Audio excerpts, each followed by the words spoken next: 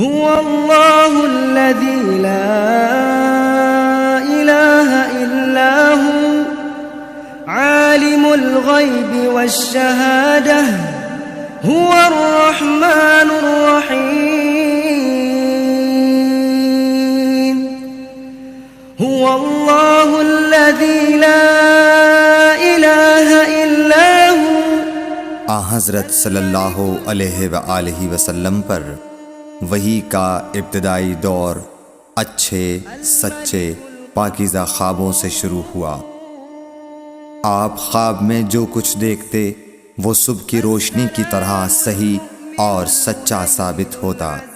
پھر من جانب قدرت آپ تنہائی پسند ہو گئے اور آپ نے غار حرا میں خلوت نشینی اختیار فرمائی اور کئی دن اور رات وہاں مسلسل عبادت اور یاد الہی و ذکر میں مشغول رہنے لگے۔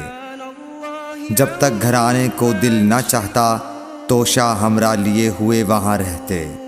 توشہ ختم ہونے پر ہی اہلیہ محترمہ حضرت خدیجہ رضی اللہ تعالی عنہا کے پاس تشریف لاتے اور کچھ توشہ ہمراہ لے کر پھر وہاں جا کر خلوت گزین ہو جاتے۔ یہی طریقہ جاری رہا یہاں تک کہ آپ پر حق منکشف ہو گیا اور آپ غار حرا ہی میں قیام پذیر تھے کہ اچانک حضرت جبرائیل علیہ السلام آپ کے پاس حاضر ہوئے اور کہنے لگے کہ اے محمد پڑھو۔ آپ فرماتے ہیں کہ میں نے کہا کہ میں پڑھنا نہیں جانتا۔ آپ صلی اللہ علیہ وسلم فرماتے ہیں کہ فرشتے نے مجھے پکڑ کر اتنے زور سے بھینچا کہ میری طاقت جواب دے گئی۔ پھر مجھے چھوڑ کر کہا پڑھو۔ میں نے پھر وہی جواب دیا کہ میں پڑھا ہوا نہیں ہوں۔ اس فرشتے نے مجھ کو نہایت ہی زور سے بھینچا کہ مجھ کو سخت تکلیف محسوس ہوئی۔ پھر اس نے کہا کہ پڑھ۔ میں نے کہا میں پڑھا ہوا نہیں ہوں۔ فرشتے نے تیسری بار مجھ کو پکڑا اور تیسری مرتبہ پھر مجھ کو بھینچا، پھر مجھے چھوڑ دیا اور کہنے لگا کہ پڑھو اپنے رب کے نام کی مدد سے جس نے پیدا کیا اور انسان کو خون کی پھٹکی سے بنایا۔ پڑھو اور آپ کا رب بہت ہی مہربانیاں کرنے والا ہے۔ بس یہی آیتیں آپ حضرت جبرائیل علیہ السلام سے سن کر اس حال میں غار حرا سے واپس ہوئے کہ آپ کا دل اس انوکھے واقعے سے کانپ رہا تھا۔ آپ حضرت خدیجہ کے ہاں تشریف لائے اور فرمایا کہ مجھے کمبل اوڑھا دو، مجھے کمبل اوڑھا دو۔ لوگوں نے آپ کو کمبل اوڑھا دیا۔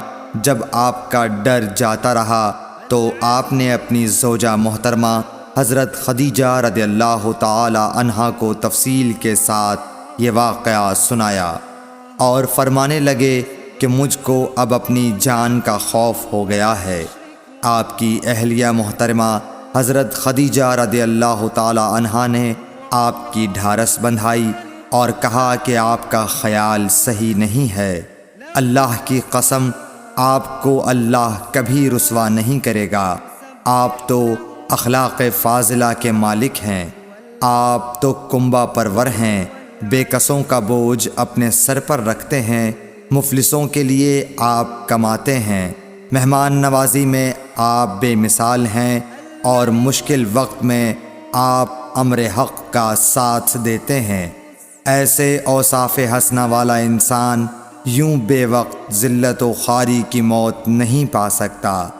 پھر مزید تسلی کے لیے حضرت خدیجہ رضی اللہ تعالی عنہا آپ کو ورقہ بن نوفل کے پاس لے گئیں جو ان کے چچا زاد بھائی تھے اور زمانہ جاہلیت میں نصرانی مذہب اختیار کر چکے تھے اور عبرانی زبان کے کاتب تھے۔ چنانچہ انجیل کو بھی حسب منشائے خداوندی عبرانی زبان میں لکھا کرتے تھے۔ انجیل سریانی زبان میں نازل ہوئی تھی، پھر اس کا ترجمہ عبرانی زبان میں ہوا۔ ورقہ اسی کو لکھتے تھے۔ وہ بہت بوڑھے ہو گئے تھے، یہاں تک کہ ان کی بینائی بھی رخصت ہو چکی تھی۔ حضرت خدیجہ رضی اللہ تعالی عنہا نے ان کے سامنے آپ کے حالات بیان کیے اور کہا کہ اے چچا زاد بھائی، اپنے بھتیجے محمد صلی اللہ علیہ وسلم کی زبانی ذرا ان کی کیفیت سن لیجئے۔ وہ بولے کہ بھتیجے، آپ نے جو کچھ دیکھا ہے اس کی تفصیل سناؤ۔ چنانچہ آپ صلی اللہ علیہ وآلہ وسلم نے از اول تا آخر پورا واقعہ سنایا، جسے سن کر ورقہ بے اختیار ہو کر بول اٹھے کہ یہ تو وہی ناموس معزز رازدان فرشتہ ہے جسے اللہ نے حضرت موسیٰ علیہ السلام پر وحی دے کر بھیجا تھا۔ کاش میں آپ کے اس عہد نبوت کے شروع ہونے پر جوان عمر ہوتا، کاش میں اس وقت تک زندہ رہتا جب کہ آپ کی قوم آپ کو اس شہر سے نکال دے گی۔